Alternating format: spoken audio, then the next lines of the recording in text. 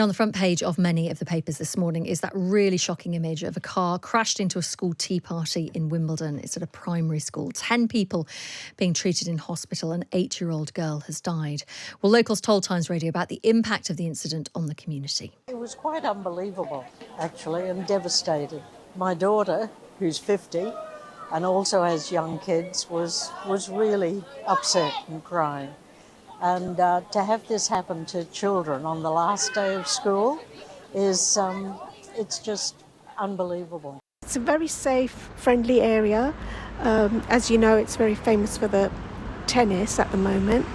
So for this incident to happen just randomly is quite shocking, actually. I didn't know it was an 8-year-old. I just heard it was many injured and one had died. So it was really, I have grandchildren in another school. Well, let's speak to crime and policing commentator Danny Shaw, who's following the story. Morning, Danny. Good morning, Chloe. So what do we know about what happened? I know there's a lot of unanswered questions at the moment, but what do we know? Well, the details that we have at the moment are that a woman in her 40s, suspected to be the driver of the car, has been arrested and is in custody on suspicion of causing death by dangerous driving.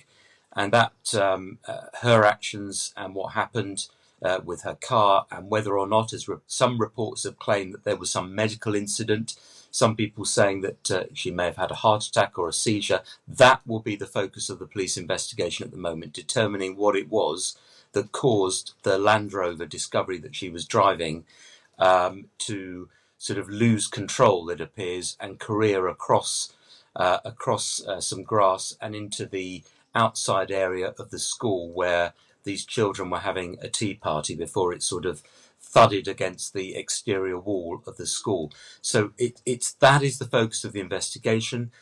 Speaking to her, as I'm sure detectives will be doing today and may have done yesterday, that will be absolutely key, as will also examining any footage, either from CCTV or other dash cam footage or doorbell camera footage.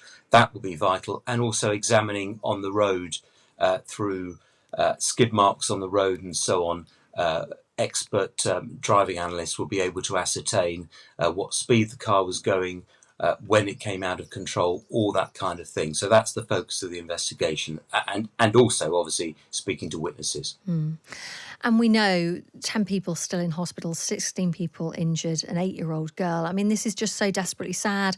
This was the last day of term. The head teacher, it was her last day. You just think if this had happened 24 hours later, no one would have been in that playground. It's so desperately sad. And I was quite surprised. And I mean, you've followed press conferences and things for many years, Danny, so as I have too. And I was really struck by how emotional the police officer was when she was talking about the death of that 8-year-old little girl.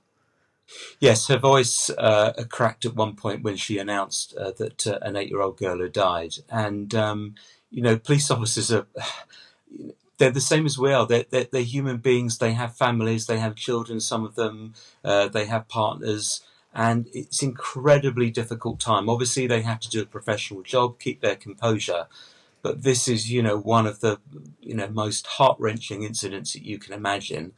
She will have been at the scene, for a number of hours, dealing with worried parents, grieving parents, and when you announce something like that, that's the point where, however hard you try to be in control and to maintain that composure, the emotion sort of shows, and it did on that occasion. It's an incredibly sad situation, and everyone feels desperately sorry for the parents whose children were injured, and for the parents whose little girl has died. I mean, anybody looking through the pictures in the papers today, and there are extensive pictures in the papers, as you would expect. I mean, questions were being asked yesterday, some people asking, I appreciate this is from people who are familiar with the area, it's quite a quiet road, it's a quiet area. But I was quite surprised that there was just a wooden fence, like a garden fence, if you like, around the perimeter of the school. A lot of schools nowadays do have metal fences, don't they? Well, I think some schools do, some schools don't. I mean, this is just, Chloe, this isn't an incident that you expect to happen. That's the bottom line. Yeah. We know that roads can be dangerous places. People have to take care when they cross the roads, particularly with little ones.